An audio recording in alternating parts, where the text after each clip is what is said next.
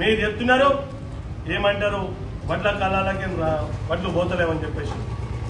ఇదే శాసనసభ్యులు day to day వాళ్ళ పిఏలతో కానివ్వండి, కాంగ్రెస్ పార్టీ నాయకులతో కానీ, ఆర్డీఓలతో, ఎంఆర్ఓలతో, ఇదే మా ఏఎంసీ చైర్మన్ గారు డైలీ వాళ్ళతో మాట్లాడుతున్నారు.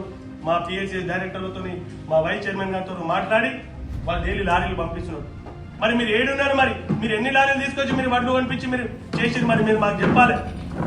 చెప్పకుండా మీరు కల్లిపల్లి మాటలు చెప్పి రైతుల రాగం పెడదామని చూస్తే మీకు ఇప్పుడు ఎట్లా ఏదైతే మోసం జరిగిందో మీరు ఎప్పుడు కూడా ఇంట్లో కూర్చునే పని ఇట్లనే ఉంటుంది. మీరు ఎప్పుడు కూడా అధికారంలోకి వచ్చే ప్రసక్తి మాత్రం ఉండదు. మీరు అంటారు కరెంటు గురించి మీరు ఇంతకుముందు మీరు చెప్పారు, మోటార్లకు మీరు ఇంతకుముందు మీటర్లు పెడతామని మీరు చెప్పారు. కానీ మా ప్రభుత్వం అట్లా కాదు. ఇంతకుముందు రాజశేఖర రెడ్డి గారు వచ్చినప్పటి నుంచి ఇప్పటిదాకా కూడా కరెంటు ఫ్రీ ఇస్తున్న ప్రభుత్వం రైతులకు ఏమైనా ఉందంటే అది కాంగ్రెస్ ప్రభుత్వం మాత్రమే. మీరు చెప్తున్నారు ఈరోజు మీరు అని చెప్పేసి మీరు గొప్పలు చెప్తున్నారు. కానీ మా కాంగ్రెస్ ప్రభుత్వం వచ్చిన తర్వాత పూర్తిగా కరెంటు నీళ్లు ఇవ్వడం వల్ల పూర్తి స్థాయిలో పంటలు వండి ఊహించిన దానికైనా ఎక్కువ దిగుబడి రావడం వల్ల ఎక్కువ ధాన్యం వచ్చింది. కాబట్టి రైతులకు కొంచెం లారీల ప్రాబ్లం ఉండడం వల్ల ఆలస్యమైన మాట వాస్తవమే.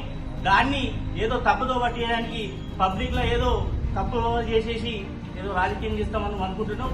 మిమ్మల్ని గాని మీ బీఆర్ఎస్ ప్రభుత్వంని గాని నమ్మే ప్రసక్తిలో ప్రజలు లేరు. ఈరోజు మా కాంగ్రెస్ గురించి గాని మదనన్న గురించి మాట్లాడుతున్నాం. ఏం అన్యాయం చేస్తుంది గౌరవ శాసనసభ్యులు మదనన్న. ఎన్నో